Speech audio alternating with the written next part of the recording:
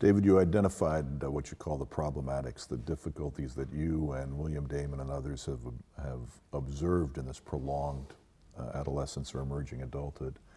What's your assessment of how the church has responded?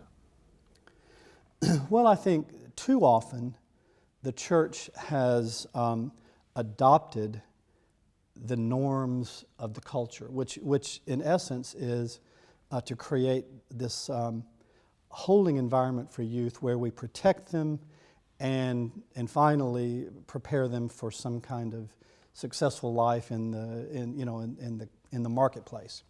And so we educate them and protect them, and those are the priorities. So the church ends up being this place. Well, as I said, for too often it has been concerned with fun and games and seeing, as my friend Duffy Robbins says, the successful youth ministry is measured on, according to how many youth you could get in the church without getting the carpet dirty.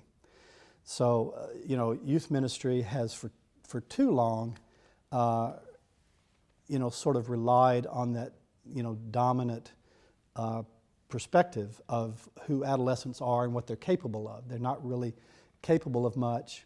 They're flaky, dangerous, etc. And so the church has not really done a good job of preparing youth in terms of seizing a sense of purpose, or in theological terms, vocation. Which brings me to the real point of my research, and that is the doctrine of vocation was a real and important, and I would say unfulfilled mandate of the Protestant Reformation.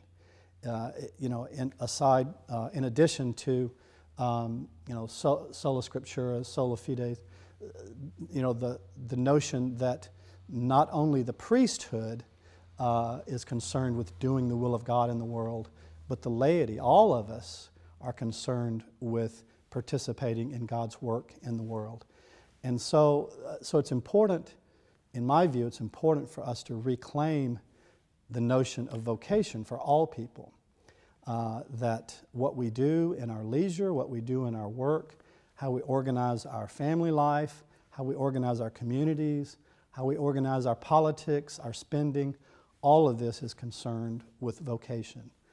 And so, in my view, the purposelessness of young people has in part to do with the failure of the church, not only to advocate the doctrine of vocation, but to engage young people in practices that cultivate a sense of vocation, that foster, that notice, name, and nurture a sense of vocation in young people.